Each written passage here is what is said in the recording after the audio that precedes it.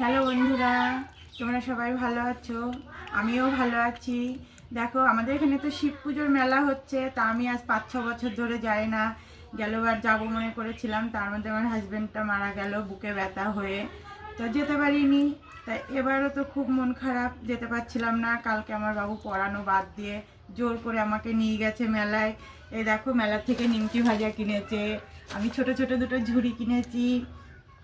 তা রাত্রে খাইনি, এবার ওখানেও খাইনি, মেলায়ও কিছু খাইনি, শরীরটা ভাল লাগছিল না, খাইনি। তা কালকের ভাত ছিল, তরকারি ছিল, এ দেখো পালং শাকের তরকারি রয়েছে, খাইনি।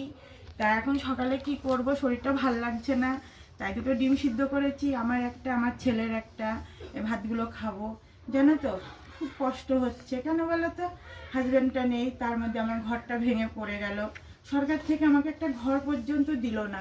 কি বলবো বলো? যারা পাওয়ার না, উপযুক্ত না, তারা পাচ্ছে ঘর, আর আমি তো একটা পাওয়ার যোগ্য, কিন্তু আমি একটা ঘর পেলাম না। এবার ছেলেটাকে নিয়ে তো থাকতে তো হবে বলো। ঝড় বৃষ্টির সময় আসছে, কার দুয়ারে যাবো বলো? একদিন যাব, দুদিন যাব, রোজ রোজ তো যাওয়া যায় না। আমি খুব কষ্ট করে টিন দিয়ে কোনো রকম একটা ঘর করেছি। এই দেখো, এই টিনের ঘর, টিনের বেড়া, টিনেরই চাল। আমাদের কপালে মনে হয় পাকা ঘর নেই, ঘরটা আমাকে দেয়নি।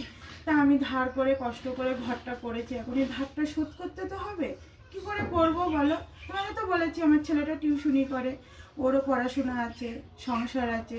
আমি একটা লোকের বাড়িতে কাজে যাই, খুব কষ্ট হয়, কিন্তু কি করব বলো? তাও করতে হয়, শুধু এই ঘরটা করেছি ধার দেনার জন্যে।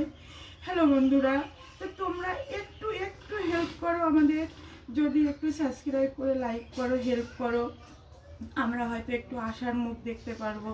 যেসব বন্ধুরা আমাদের সাবস্ক্রাইব করেছো, তাদেরকে অসংখ্য অসংখ্য ধন্যবাদ।